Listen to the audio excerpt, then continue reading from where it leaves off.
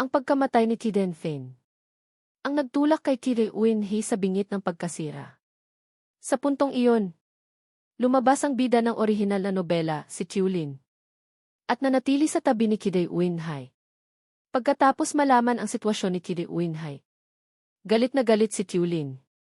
Kaya, nangako siyang hahanapin ang maisala at maghihiganti para kay Tide Uinhi. Posibleng si Dad Van Phu ang pumatay kay Tide Finn. Sa huli, namatay si Dred Linhai dahil sinisi ni Tide Uinhi sa pagkamatay ng kanyang kapatid si Dred Linhai para maghiganti sa kanyang kaibigan. Pinili ni Tiulin na patayin si Dred Linhai. Kaya pala sa orihinal na nobela, kinailangan ng may akda na isulat ang tagpo tungkol kay Dred Linhai at Tiden Finn para lalong maging demonyo si Dred Van Phu. Pero kung nandito na ako, hindi ko hahayaang mangyari ito. Bukod pa rito, naisip ko na kung paano hindi mawawala sa kontrol ang mga pangyayari. Sa pag-iisip na iyon, tiningnan ko si Ikaw na naglalakad sa tabi ko. Tara na, Ikaw. Opo, Young Master. Pagkatapos, kinawayan ni Ikaw ang mga nasa likod. Sumunod kayo kay Young Master. Sa sumunod na segundo, lumabas sa mga magagarang kotse ang ilang dosenang nakaitim. Sumunod sila sa akin sa loob ng karaokeng tinhay. Sa kabilang banda, sa loob ng isang silid, may isang payat na lalaki. Ang kanyang mukha ay halos morado na. Niyayakap niya ang isang babae na mukhang estudyante. Nakakunot ang kanyang noo at kita sa mukha niya ang pagtutol. Hindi niya inaasahan na ipapasa siya ng kanyang kasintahan sa isang customer na kumakanta. Nang makita ni Tidestin na gustong tumayo ng babae, agad siyang tumingin sa may-ari ng bar. Boss, ganito ba kayo magserbisyo sa mga customer? Nang marinig ni Tidestin na nagsalita siya, pinunasan ng may-ari ng bar ang kanyang pawis at tumingin kay Tiuisi. Hindi niya alintana. Kung bago pa lang niya itong kasintahan, agad niyang hinila ang babae para paupuin. Tiuisi, bakit hindi ka nakikinig? Kapag napasaya mo ang Young Master, gusto mo ba ng kahit ano? Alam mo ba kung sino si Thinkao? Bayo siya ng Young Master ng angkan ng Zi. Tiningnan ng may-ari ng bar si Tiuisi na puno ng panghihinayang. Hindi ba alam ng babaeng ito kung gaano kahalaga ang angkan ng Isi? Kapag bumalik si Tirefin, may maganda siyang sasabihin sa Young Master ng angkan ng Zi. Hindi ba mas magiging matagumpay ang kanilang tinhay? Nang marinig ni Tirefin ang bola ng mga tao, sobrang saya niya at buong pagmamalaking sinabi. Narinig mo ba? Bayaw ako ni Ti Ho Tide. Kung mapasaya mo ako, bibigyan kita ng kahit na ano. Si Tirefin ay isang tambay.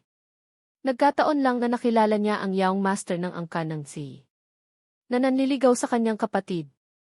Kaya, madalas niyang gamitin ang aking pangalan para makagawa ng kalokohan.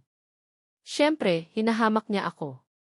Dahil para sa kanya, ang pagiging sunod-sunuran ko sa kapatid niya ay nagpapakita na hindi ganun kalaki ang mga angkan.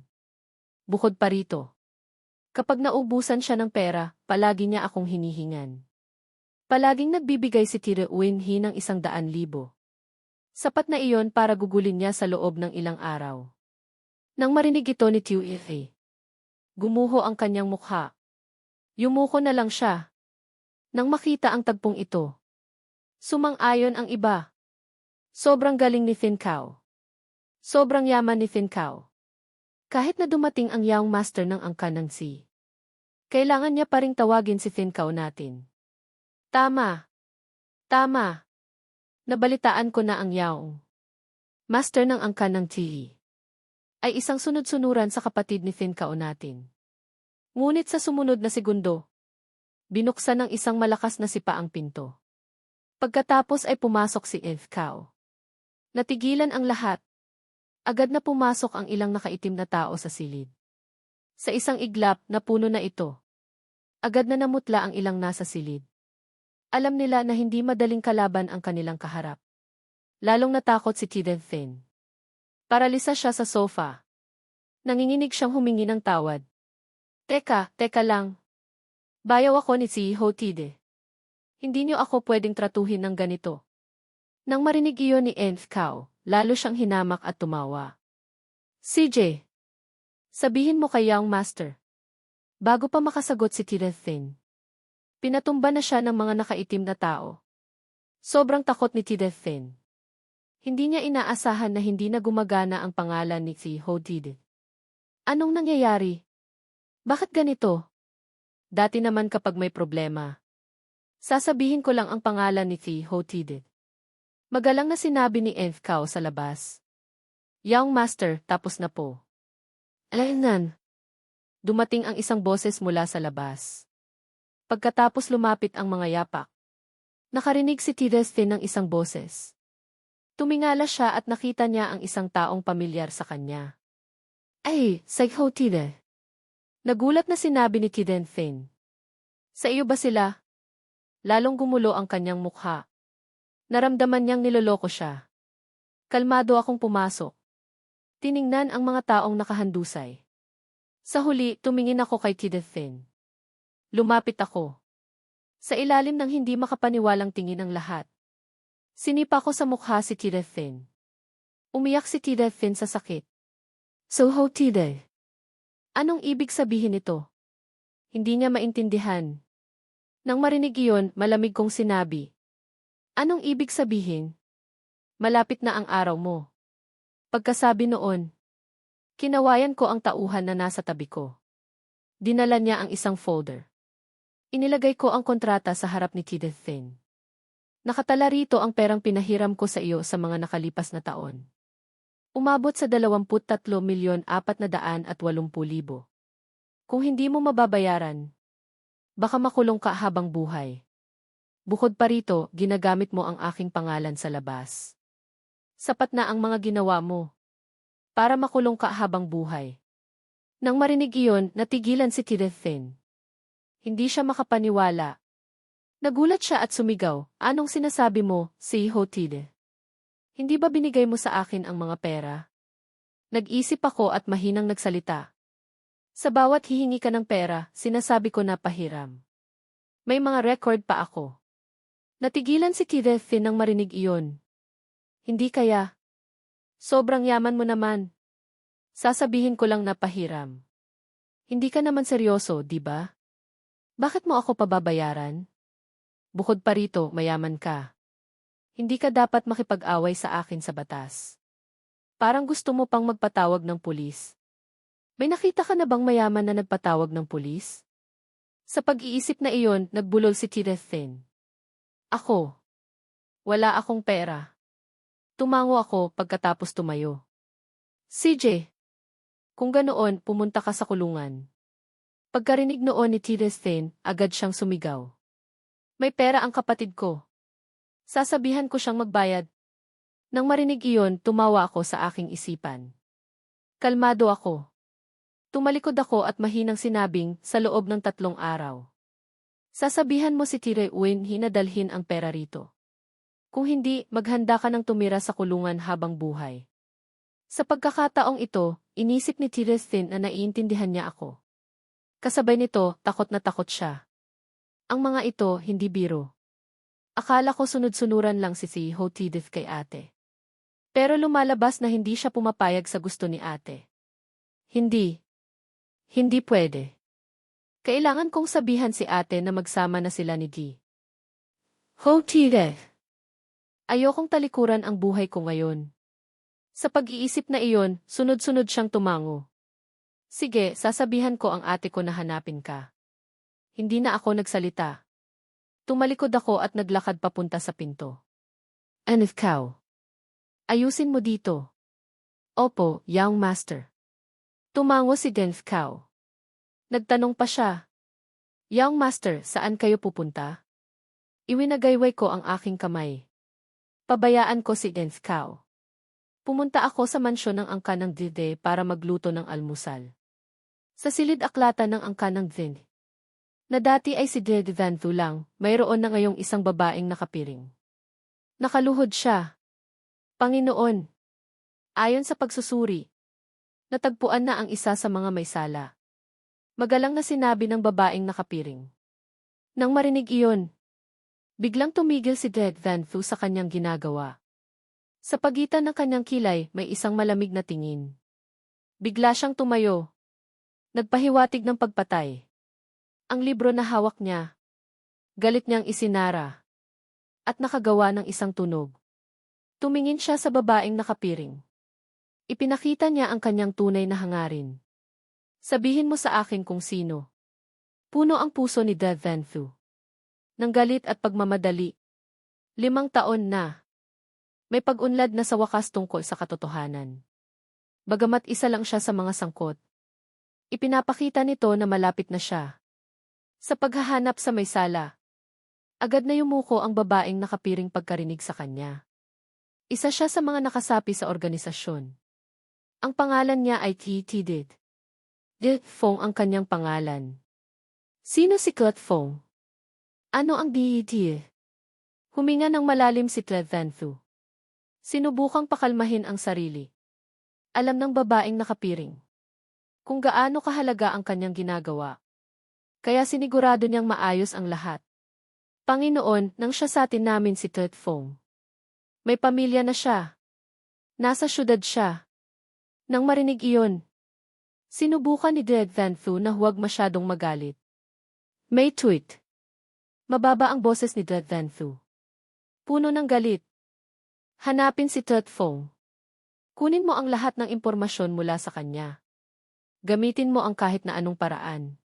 Gusto kong malaman ang lahat. Ang boses ni Dred Van Thu ay malamig. Hindi mo mapigilang mapahinga. Nagkaroon ng presyon sa silid. Nakakatakot. Lumunok si May Tweet. Bumagsak ang pawis sa kanyang mukha. Agad siyang yumuko at sumagot. Opo. Pagkatapos, lumitaw ang itim na anino. Sa ilalim niya, unti-unting lumubog si May Tweet. Sa ilang sandali, si Dred Van Thu. Unti-unting nakabalik sa katinuan. Huminga siya ng malalim. Unti-unting kumalma ang kanyang puso. Hindi ko inaasahan. Ang mga may sala ay maginhawang namumuhay. Mga magulang, Van Thu, nangangako ako na hahanapin ko ang katotohanan.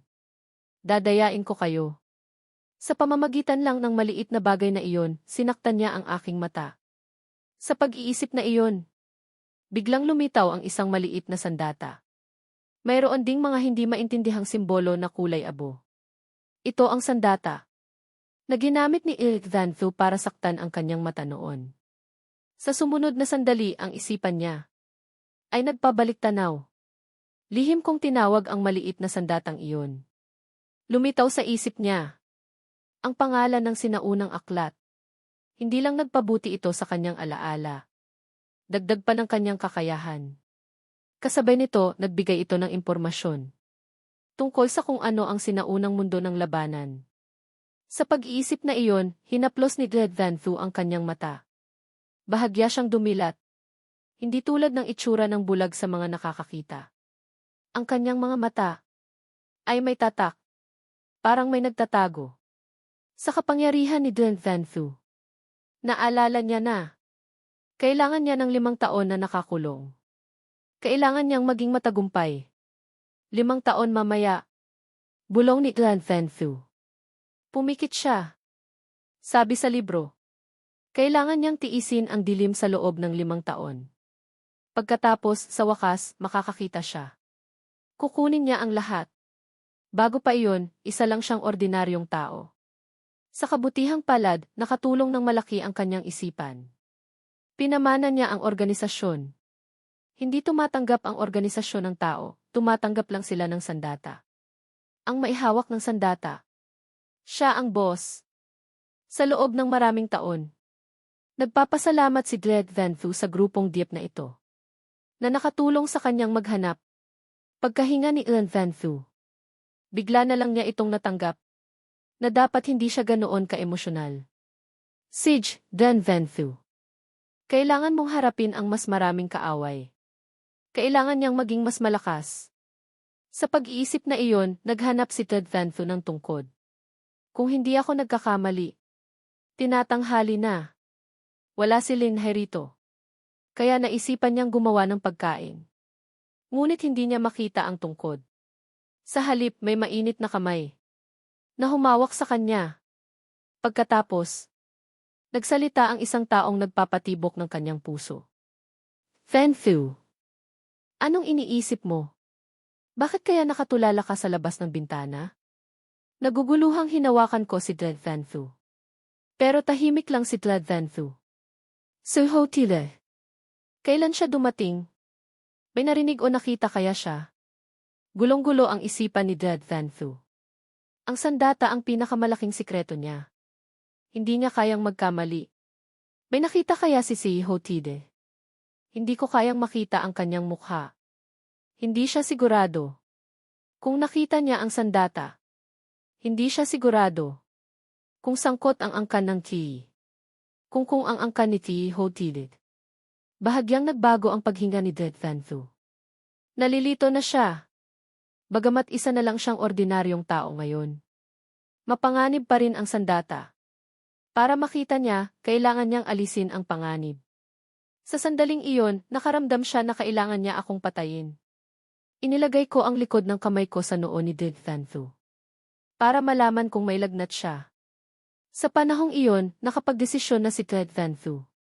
Sa layong ito, siguradong mamamatay ka sa isang suntok. Pagkatapos ay hahanapin niya si Mai Tuit. Kailangan niya natanggalin ang panganib. Sa pag-iisip na iyon, bahagyang umangat ang kamay ni Dred Van Fu. Tama. Nag-aalala ka ba kay Linghe? Huwag kang mag-alala. Inihatid ko siya ng ligtas sa paaralan. Hindi ko lang siya inihatid. Binago ko pa ang hinaharap. Uy, Van Fu, anong gusto mong kainin ngayong tanghalian? Hindi tumigil sa pagsasalita ang boses ko. Hindi ko alam kung bakit hindi ko kaya siyang saktan. Basura. Sa wakas nagsalita si Dred Van Fu. Napansin ko na iba ang pakiramdam ni Dred Van Fu. Natakot ako. Baka may ginawa akong mali? Walang ekspresyon na sinabi ni Dred Van Fu. Sobrang ingay mo. Nang marinig iyon, masaya kong sinabi, Van Fu. Sobrang ganda at cute mo. Gusto kitang abalahin. Tumawa si Dred Van Fu sa kanyang isipan. Pero umimik pa rin siya ng mahina. Hindi kita gusto. Tumawa ako. Kung hindi ako ang gusto mo, si Van Fu, ikaw ang gusto ko. Nakita ko na nakakunot ang noo ni Dred Van Fu. Tumawa ako at mas lumakas ang loob ko. Hindi na ako magbibiro. Anong gusto mong kainin? Bakit kailangan mong magluto? Busog na siya, pero ayaw niyang aminin. Kaya sinabi niyang ayaw niyang kumain. Ako na ang gagawa ng kung ano ang gusto ko. Ikaw, wag mo na akong lutuan pa. Pagkasabi noon, agad kong nalaman na gusto ako ni Van Fu. Gagawin ko ang kahit ano para sa'yo. Hindi dapat ako magpakahirap para sa iyo. Muntik na akong lumagpas. Tara na, magluluto tayo ng 2 pagkain. Pumayag si Dred Van Fu. Bahala ka. Pagkatapos ng tanghalian, nakaupo ako sa tabi ni Dred Van Fu. Van Fu, ang ganda ng panahon ngayon. Gusto mo bang gumala? Umailing si Dred Van Fu. Ayoko. Bilisan mo. Nakikipagbiruan ka? Hindi ako nawala ng pag-asa. Iyan ba? Kailangan nating lumabas para makapagpahinga. Napakaganda mo, Van Fu. Parang nahihiya ka lang na lumabas. Tama ba? Naramdaman ni Dred Van Fu na mailangaw sa kanyang tenga. Nanginig siya at sumigaw. Tumigil. Tara na, umalis na tayo. Hinawakan ko ang kamay ni Dred Van Fu. At naglakad sa hardin. Naramdaman ko si Dred Van Fu. Na tila may inaalala. Van Fu, sobrang ganda ng hardin mo. Tama lang ang laki at ang ayos ng mga puno. Nang marinig iyon, napabalik si Dred Van Fu. Alam ko na sobrang ganda nito. Dahil ito ang hardin na pinakamamahal ng aking ama. Sa pagsasabi noon, humina ang loob ni Dred Van Fu. Huminga ako ng malalim. Hindi ko alam kung paano siya aaliwin. Napansin ni Dred Van Fu. Hindi ito tungkol sa iyo. Tutal, hindi ka kasali sa pagkamatay ng aking ama. Bagamat pwedeng hindi ako kasali sa pagkamatay ng kanyang ama. Pero paano kung may kinalaman ang angkan ng isifi? Kaya nag-aalala si Tlen Phanthu. Naririnig ko si Tlen Phanthu. Phanthu. Maniwala ka sa akin. Poprotektahan kita habang buhay. Hindi ko hahayaang saktan ka ng kahit na sino. Mahinang tumawa si Tlen Phanthu. Hindi mo kaya akong protektahan. Sa mundong ito, may mga bagay na hindi mo alam. Paano mo ako poprotektahan kung ordinaryong tao ka lang? Hindi na nag-isip pa si Tlen Phanthu. Ang pangako mo ay sapat na. Hinawakan ni Tlen Phanthu ang aking pisngi. Bahagyang umiti ang kanyang labi. Salamat. Napatigil ang oras sa hardin. Sa sandaling iyon, natigilan ako. Ako ay nahuhulog na ata sa pag-ibig. Ako ay nagmamahal na kay Tlen Phanthu. Tinitigan niya ako. Nakaramdam din siya ng pagkapahiya. Sobrang nahihiya ako. Bakit kaya sinabi ko sa kanya ang mga bagay na iyon? Hindi pwede. Kailangan ko nang bumalik sa aking silid. Binabaling ni Tlen Phanthu ang atensyon. Ngunit nagsalita ako. Phanthu. May ideya ako. Natigilan si Tlen Phanthu. Anong ideya? Ngayon, nakalikha ako ng isang kanta. Gusto mo ba itong pakinggan? Ang sinabi ko. Ang nagpataas sa kanyang interes. Nakalikha siya ng kanta. Siyempre hindi naniniwala si Tlen Phanthu. Pero gusto niya itong kantahan. Sige, kantahin mo na. Pero pagkatapos, kailangan ko nang bumalik. Tumango ako. CJ. Pero nagpanggap lang si Tlen Phanthu. Sa sumunod na sandali, umawit ako. Naramdaman ni Tlen Phanthu na gumagaling siya. Naririnig ko ang patak ng ulan sa lupa. Naririnig ko ang tunog ng kampana sa malayo. Pero hindi ko naririnig ang iyong boses. Tinatawag ang pangalan ko. Noong mahal kita, hindi ko alam. Pero ngayong umalis ka na, nararamdaman ko na. Yumakap si Tlen Phanthu.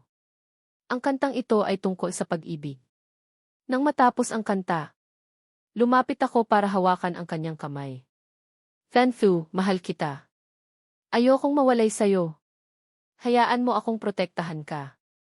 Nagbalik sa realidad si Tlen Phanthu at huminga ng malalim. Hindi ko kailangan. Pagkasabi noon, mahinang sinabi ni Tlen Phanthu. Sobrang hina ko. Kung ako kaya ang magpoprotekta sa'yo. Bilang lalaki ko, baka mamatay ka ng mabilis.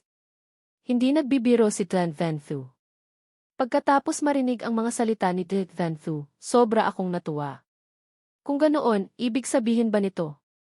Bahagyang naaalala ni Tlen Phanthu ang kanyang mga labi. Hulaan mo. Agad akong tumakbo sa kanya. Tama ba ako, Phanthu? Naglakad siya palayo. Ngumiti naman ako. Sa opisina ng kumpanya ng Tinhip. Hindi masaya si Tiri Uinhay. Nag-aalala at kinakabahan ang kanyang sekretarya. Hindi niya alam kung ano ang nangyayari kay si Itil. Ang mga kumpanya na kasama namin. Biglang nagkansela. Sa pagkasarado namin. Naantala ang paggawa namin. Kung hindi kami makakahanap ng kasama. Lalong magkakalala. Lalong nagalit si Tiri Uinhay habang naririnig niya ang sinasabi. Anong gagawin ko? Anong gagawin ko? Nang marinig ni Tren Sid, naisip niya ang isang bagay. Napakahirap para kay si Itid. Silang lahat ay nagkasundo sa pagkansela. Naalala ni Tidel Uinhay. Bigla na lang tumigas ang kanyang mukha. Kung kaya nilang kanselahin. Dahil may dahilan. Humirap ang ekspresyon ni Tidel Uinhay. Alho Tidel. Kumuha siya ng telepono. Binuksan niya ang mga pangalan. Hinanap niya si Ho Tided. Nang tawagan niya, sinabi, paumanhin. Ang iyong tinatawagan ay patay. Tumigas ang mukha ni Tided Uinhay. Hindi siya makapaniwala na patay ang telepono. Hindi siya makapaniwala. Pagdating na naman kayo no how dilid. Ngunit hindi iyon maaari. Hindi maaari. Mabilis niyang binuksan ang chat. Sa cellphone niya. Alho Tided. Nandoon ba siya?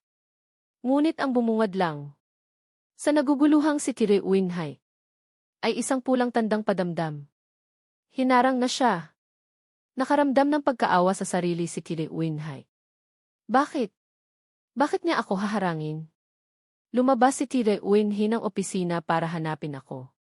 Nang dumating ang hapon, pakiramdam ko'y nabawasan. Na ang distansya naming dalawa ni Dead Van Thu. Napangiti ako. Bagamat para lang maiwasan ang kamatayan. Kaya ako lumapit kay Dead Van Thu. Ngayon, pakiramdam ko'y nagugustuhan ko na ang babaeng ito. Young Master, nandito na tayo. Tumingin ako sa labas ng bintana. May mga estudyante na papasok at palabas ng eskwelahan. Pero hindi ko nakita si Dead Lin Hai. Pagkatapos ng halos 15 minuto, kumunot ang noo ko. Anong nangyayari? Anong ginagawa ng batang yan? Knock, knock. May kumatok sa bintana ng kotse. Binaba ko ang bintana. Lumabas ang mukha ng isang estudyante. Hello, hinihintay niyo po ba si Dead Lin Hai? Pagkarinig noon, tiningnan ko siya. Bakit mo natanong? Bahagyang nagliwanag ang mga mata ng lalaki. Nakita ko po kayong naghatid sa kanya kaninang umaga. Kaklase ko po siya. Nag-leave po siya ngayong hapon. Baka kumakanta. Nang marinig iyon, agad kong naintindihan. Pumunta siya sa karaoke. Kung ganoon, hindi siya mapapahamak. Kung totoo ang lahat ng nakasulat. Salamat. Sa pag-iisip na iyon, umiti ako at tumango. Sige, Lenfkao, pumunta tayo sa syudad. Sa syudad, nakarating na ang grupo ni Dead Lin Hai. Naguguluhan siyang tumingin kay QEC. Oy! Nasaan ang libreng karaoke na sinasabi mo? Iyon din ang tanong ng iba. QEC. Nasaan ang kasintahan mo? Parang nalaman na nila na may nangyari kay QEC. Nag-aalangan si QEC. Dapat ko bang sabihin? Pero kung sasabihin ko, baka saktan ni na ate ang lalaking iyon. Kaya umiling si QEC. Pasensya na. Hiwalay na kami ng kasintahan ko. Kaya hindi na tayo makakakanta. Natigilan si Dead Lin Hai at ang iba. Nag-comfort sila sa kanya. Hindi inaasahan ni Dead Lin Hai na maghihiwalay sila. Sige na nga. Tayo na. Maghahanap na lang tayo ng iba. Kakanta tayo hanggang maglasing tayo. Sa karaoke. Si Kirathin na may benda sa mukha ay umiinom. Sa parehong oras, sa labas ng reception. Naguguluhan ang grupo ni Dead Lin Hai. Habang papasok sila sa kwarto. Nagtanong ang iba kay Dead Lin Hai. Oy! Di ba sinabi mo na palagi kang pumupunta sa mga lugar na ganito noon? Marunong ka bang pumili ng kanta? May pangamba sa puso ni Dead Lin Hai. Pero sinubukan niyang magpakalma. Siyempre naman. Saan man yan, kabisado ko yan. Sabihin niyo lang kung anong gusto ninyong kantahin. Pagkapasok sa kwarto. Ang hindi napansin ng grupo ay sa kanto. May nakasilip na si Kirathin. Hindi ba't kasama niya ang basurang si Giang? Anong ginagawa niya rito? Bulong ni Kirathin. Pagkatapos ay naging sakim ang kanyang mga mata. Andito pala siya. Salamat at hindi pa kita nagagawa. Dito na lang. Sa kabilang banda, iniisip ko. Kung saang karaoke kumakanta si Dead Lin Hai. Kung napigilan ko na ang mangyayari noon. Sigurado ba akong hindi na mangyayari ulit yun? Hindi ako kampante. Tutal, hindi ako ang humahawak ng tadhana. Bigla kong naisip. Sistema, paano ko mahahanap si Dead Lin Hai? Sino si Dead Lin Hai? Nagpanggap na hindi niya kilala. Si Dead Van Thu lang ang kilala niya. Nasa bahay siya, nagbabantay sa bakanting silid. Huwag kang magbiro. Kapag may nangyari sa asawa ko, hindi magiging masaya si Van Thu. Sige, pupuntahan kita. Kailangan mo ng puntos. Sa loob ng silid, nakita ng mga kaibigan na naghihirap si Dead Lin Hai. Oy, At Lin Hai. Bakit hindi ka patapos? Kanina pa kami naghihintay. Bahagyang nahiya si Dead Lin Hai. Malapit na, malapit na. Malapit na akong matapos dito. Sa sumunod na segundo, may sumipa sa pinto. Pinangunahan ni Kirathin ang isang grupo ng mga tao sa silid. Oy! May mga magagandang babae rito ah. Kailangan niyo ba kami para sumaya? Huwag na kayong mahiya. Sagot na namin to. Nang makita ni Evelyn He ang tagpong ito, natigilan siya. Naging masama ang mukha ni Evelyn He. Anong problema ninyo? Ito ang silid namin. Pagkasabi noon, hinila niya si Tuisi. Tuisi, tawagin mo ang guard. Pero nagulat si Dandlin Hai. Nang nakita niyang namumutla ang mukha ni Tuisi. Nanginginig pa ang katawan. Natigilan si Dandlin Hai. Tuisi. Hinila ni Tuisi ang kamay ni Dandlin Hai. Ate Lin Hai, umalis na tayo. Hindi natin kaya ang mga taong ito. Kumunot ang noo ni Dandlin Hai. Anong sinasabi mo, Tuisi? Madali lang silang patumbahin. Umalis na kayo. Kung hindi, baka hindi kayo makatayo pa. Hinigpitan ni Tidestin ang kanyang kamao. CJ. Mga kapatid. Turuan niyo ang mga batang ito kung sino ang dapat katakutan. Lumapit ang grupo kay Dandlin Hai. Hindi natakot ang grupo ni Dandlin Hai. Ngunit ang kanilang lakas ay malayo sa mga nakatatanda. Sa isang iglap, natumba ang lahat maliban kay Dandlin Hai. Hindi nagtagal. Nakaramdam ng pagod si Dandlin Hai kaya natumba rin siya. Huwag kayong gagalaw. Tingnan niyo ang kaibigan niyo. Sinong pipi ang ulo? Takot na takot si Tuisi. Tumakbo siya papunta kay Tidethin. Huwag. Huwag mo silang saktan. Itinulak ni Tidethin si Tuisi. Pagkatapos itinaas niya ang bote ng alak. Balak niya itong ipukpok. Quinlan. Sinubukan niyang tumayo pero wala siyang magawa. Sa sumunod na segundo, may sumipa sa pinto. Isang boses ang sumigaw. Puno ng galit. Ang bobo. Pagkatapos ay isang sipa. Lumipad si Tidethin. Ang bobo mo. Wala ka ng ibang ginawa kundi ang kalat. Nakakasira ka lang. Hindi tumigil ang taong sumugod, sinipa niya siya sa dibdib. Halos mapatay ako sa takot. Sa isang segundo, bumalik na naman ang tagpo. Bukod pa doon, lalala pa ang mangyayari. Kapag namatay si Dandlin Hai, magbabago ang ugali ni Ted Van Thu. Masasayang ang mga pagsisikap ko. Dumudugo si Tidethin. Hindi siya tumitigil sa paghingi ng tawad. Huwag. Huwag na. Tama na. Akayatin ninyo siyang umalis? Hindi ba't siya ang master si Ian? Bakit siya nandito? Hindi ba kanina lang niya pinagalitan ang mga ito? May sumigaw. Takbo na. Tumakbo papalabas ang lahat. Nakaramdam si Tuisi ng kaba. Ni. Tumayo si Dandlin Hai. Bayaw. Pagkasabi noon, nagliwanag ang mga mata ng lahat. Ang bayaw ni Ate Lin Hai. Sobrang bait ng bayaw ni Ate Lin Hai. Ipinagtanggol niya sila. Pagkatapos kong ihatid si Dandlin Hai sa eskwelahan, agad na lumapit si Tire Uin Hee sa akin. So ho Tide. Anong ginawa mo sa kapatid ko? Naging alerto si Dandlin Hai. Sino yan? Sobrang galit si Tire Uin Hee. Sino ka naman? Naintindihan ko na.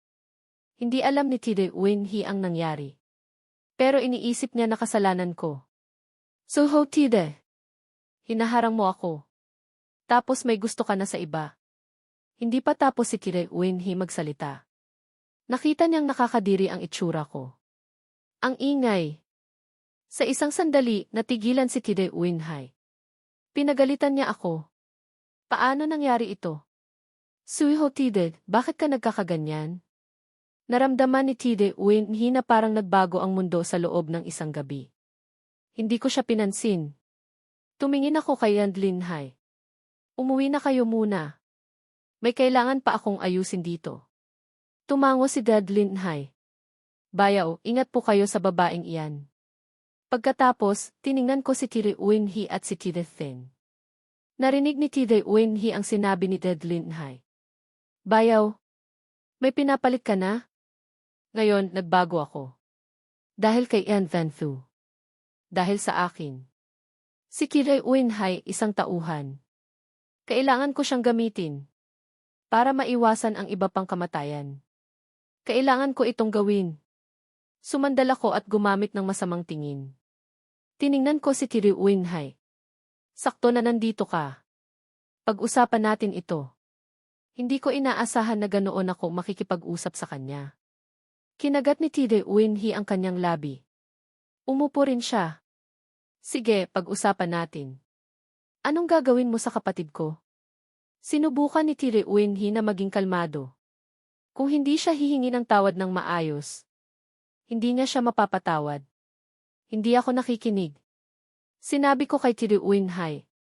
Sasabihin ko sa'yo ng diretsyo. Malapit nang bumagsak ang pharma company ninyo. Kung ayaw mong maghirap kayo, huwag kang mangarap. Galit na galit si Kiri Uinhay. Ginagawa mo lang ito dahil gusto mo akong maging kasintahan. Huwag kang mangarap. Ayoko sa mga taong katulad mo. Sobrang sama mo para makakuha ng ganito. Ano ba ang pinagsasasabi ng babaeng ito? Tiningnan ko si Kiri Uinhay. Parang niloko niya lang ako. Lalong naging malinaw sa akin kung gaano siya katanga. Nang makita ni Kiri Uinhay ang mukha ko, inisip niya na nagsiselos ako. Inisip ni Kiri Uinhay na napahiya ko siya. Pero ayaw niya sa akin. Kaya sinabi niya na naman. So how Kiri? Alam kong gusto mo ako. Pero gusto kong magtrabaho. Hindi ko kayang ipagpalit ang trabaho ko para sa pagmamahal. Tumayo siya. Tiningnan niya ako. So how Kiri? Kung gusto mo akong kausapin, kailangan mong itigil ang mga kahibangan mo. Kung hindi, pinutol ko siya sa pagsasalita. Ang bobo. Biglang natahimik. Hindi makapaniwala si Kiri Uinhay. Anong sinabi mo? Sa aking puso, gustong-gusto ko na siyang tawanan. Pero kailangan kong magpanggap. Kailangan kong magpanggap. Hindi ko alam kung paano magre-react si Kiri Uinhay. Bakit ka tumatawa? Hindi niya mapigilang sumigaw. Anong problema mo? May sinabi ba akong mali? Tiningnan ko siya ng walang emosyon. Tatawanan kita dahil napakatanga mo. Ano ang nagpainiwala sa iyo? Na magugustuhan ka ng young master ng malaking angkan? Pwede bang maging totoo ka? Wala kang utak. Akala mo dahil ba may pagkatao ka kaya kita gusto? Huwag kang magpanggap. Pagkasabi noon, sa unti-unting pagliit ng mukha ni Kiri Uinhay, mahina kong sinabi ang katotohanan. Sasabihin ko ng diretsyo. Malapit nang bumagsak ang kumpanya nyo. May utang din sa akin ang kapatid mo. Kung hindi siya magbabayad, pupunta siya sa kulungan. Namutla si Kiri Uinhay. Nagsisinungaling ka. Hindi babagsak ang kumpanya ko. At ang kapatid ko. Tiningnan niya si Kiri Thin na lumalayo ng tingin. Kiri Thin, anong pinagsasasabi ni Ti Ho Tide? May utang ka ba sa kanya? Nakita ni Kiri Thin na hindi niya na kayang magtago. Kaya umiiyak niyang sinabi, ate, sumama ka na kay Si. Kung hindi, mapupunta ako sa kulungan. Sa pagsasabi noon, nawala na si Kiri Uinhay. Naguguluhan siya. Itinanong niya ang lahat. Totoo ba ang sinasabi niya? May utang ka nga ba sa kanya ng ganun kalaki? Natigilan si Kiri Uinhay. Akala niya, nagbibiro lang ako. Pero hindi niya ito itinago. Ayokong mapunta sa kulungan. Ate, tulungan mo ako. Tinitigan ni Kiri Uinhay si Kiri Thin. Sa huli, galit niyang sinabi sa akin. Babayaran kita. Ayos ba? Nang marinig iyon, tumango ako. Sa loob ng 3 araw, dalhin mo ang pera sa bahay ko. Pagkasabi noon, naglakad na ako. Nang makita ni Kiri Uinhay na aalis na talaga ako. Natakot siya. Kusa siyang sumigaw. Teka, bakit mo binago ang iyong isip? Tumingin sa akin si Kiri Uinhay na may naguguluhang tingin. Totoo bang ganito mo ako tratuhin? Nang marinig iyon, natawa ako. Paano ko ba dapat tratuhin? Ang magbayad ay tama, di ba? Ang bobo. Gumastos ka na lang ng oras para maghanap ng pera. Tinitigan niya ako habang umaalis. Naalala niya na ang dating ako. Ay nagtatanong kung ano ang gusto niya. Unti-unting naluluha si Kiri Uinhay. Sumigaw siya. Suho Tire, sobrang sama mo. Sa opisina ng angka ng DZEG. Anong sinabi mo? Nagkita sila. Lalong tumaas ang boses ni Dlad Van Thu. Naghihintay siya. Iniisip kung bakit wala pa ako. Sa wakas, bumalik si Linhai. Sinabi niya na nakikipag-usap ako kay Kide Winhai. Anong pinag-usapan nila? Bakit sa karaoke pa? Gustong itago ni Dlad Linhai, pero wala siyang magawa. Kailangan niya itong sabihin sa atin niya. Pagkatapos magsalita ni Dlad Linhai, lalong lumamig ang mukha ni Dlad Van Thu. Maghintay ka, bayaw. Patuloy na tumango si Dlad Linhai. Opo, ate. Pagkaalis ni Dlad Linhai, mas naging matigas ang mukha ni Dlad Van Thu.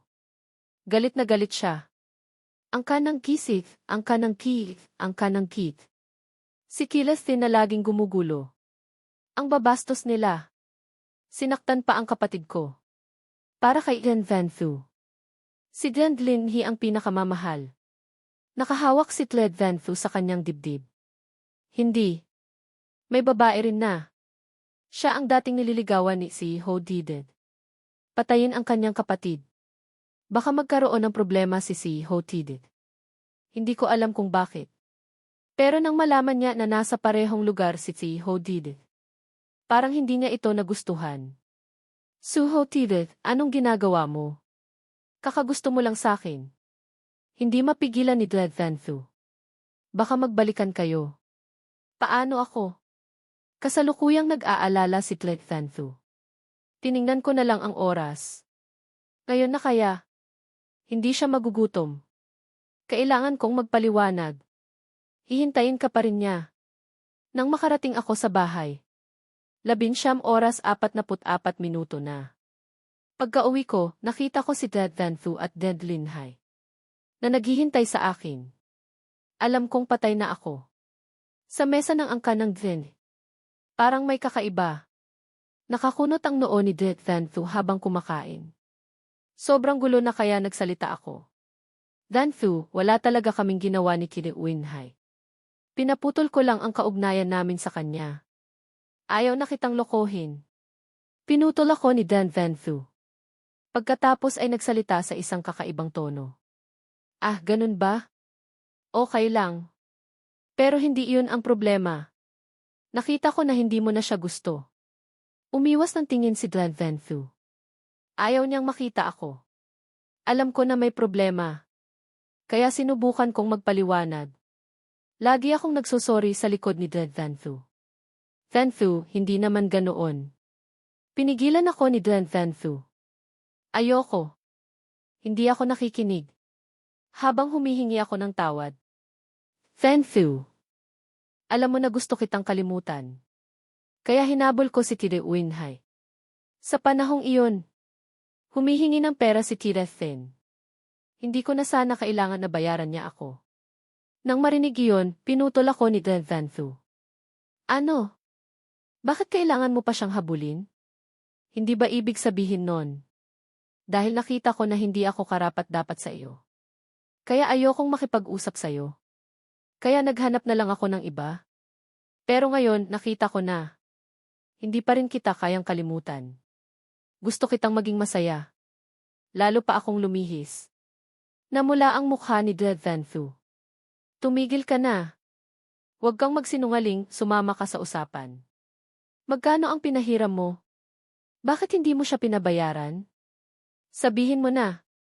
Hindi naman ganun karami. 20 milyon. Hindi ko naman kailangan. Pero nang nagawa niya iyon, nagdamdam siya kay Linhai. Hindi ko na nakita ang ganun. Nang sabihin ko iyon, nahulog ang kutsara ni Dlad Linhai sa lupa. Tumingin ako sa kanya. Nang marinig siyang nagsabi ng 20 milyon, natigilan siya. 20 milyon? Bayaw, bakit ayaw mong kunin ulit? Kung hindi mo kailangan, akin na lang. Sumigaw si Dan Van Thu, Linhai. Anong sinasabi mo? Pagkatapos ay nagsalita siya sa akin. Kaya ka pala nakiusap sa kanya para makabayad? Nabawi mo na ba ang pera? Hindi pa. Walang ekspresyon sa mukha ni Dlad Van Thu. Kaya ka pala bumalik? Natigilan ako. Sa sumunod na segundo, Ngumiti si Tlan Venfu. Joke lang. Alam kong hindi ka gagawa ng masama. Pagkakita noon, naintindihan ko na. Naligtas ako. Venfu, paano kita magagawang saktan? Alam mo na hindi ako ganoon. Tumingin siya sa akin at umirak. Suho Tilith, anong klaseng tao ka? Alam ng lahat sa lungsod kung sino ka. Sobrang ganda mo ba, sobrang totoo. Sobrang kapal ng mukha mo. Pagkatapos kong kumain, nahiga ako sa sofa. Wala na akong pakialam. Lumabas si Dead Venfu na nakasuot ng robe. Hindi ka pa ba aalis? Nang marinig iyon, agad akong bumalik sa realidad. Gabi na nga pala. Sige, aalis na ako. Tumango si Dead Venfu. Hindi niya ako ihahatid. Gusto niyang magsalita. Pero sa huli, hindi na niya sinabi. Sige, pagbutihan mo. Lumapit ako kay Dan Venfu. Venfu, aalis na talaga ako. Pagkatapos ay hindi siya sumagot. Umalis na ako. Pero bago pa ako makapunta sa pinto, nagsalita si Tlan Venfu. Sobrang dilim na. Paano ka uwi? May sasakyan naman sa labas. Pero alam ko ang gusto ni Dead Venfu.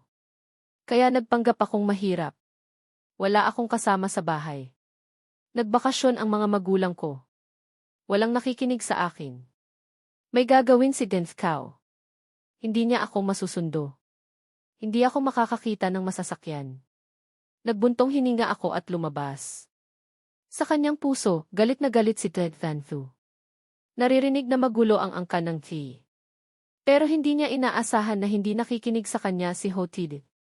Baka dapat tulungan ko si Ho Tidit sa likod. Teka, kung ganun, pwede siyang matulog dito. Tutu. Makakatabi ko si Venfu. Ako ay di. Hindi. Pagkatapos hindi siya lumingon. Pagkatapos niyang maligo.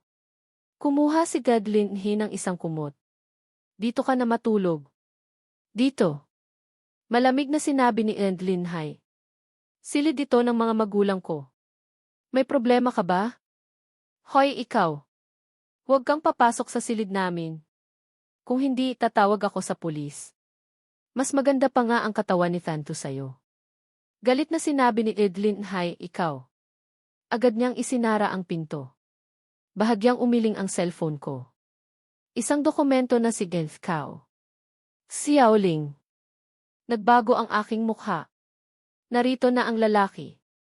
Kung ganun, dapat ko nang simulan ang plano. Sa silid, nakaluhod si May Tuit. Panginoon, sa aming pagsisiyasat. Nalaman namin na may grupo na pumatay sa Den. Ang mga grupo na ito ay naglabas na ng gulo. Sa kanilang kasunduan, si T. Didit ay isa sa kanila. Pagkatapos, kumuha si May Tuit ng papel. Nakaimprenta roon ang pangalan ng mga grupo. Kinuha ni Glad Venfu ang papel.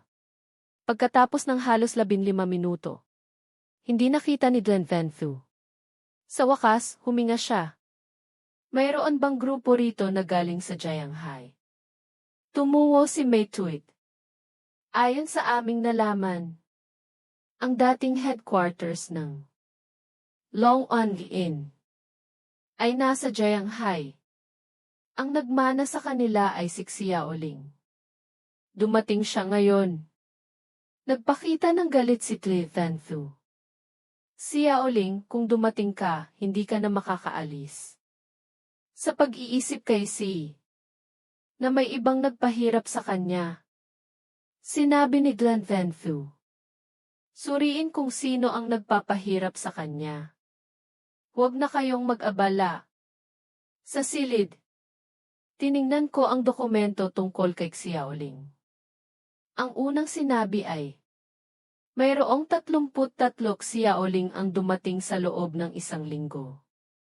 Si Xiaoling naman. Nakita ko ang impormasyon ng isang tao. Xiaoling, nagpaliwanag si Xiaoling.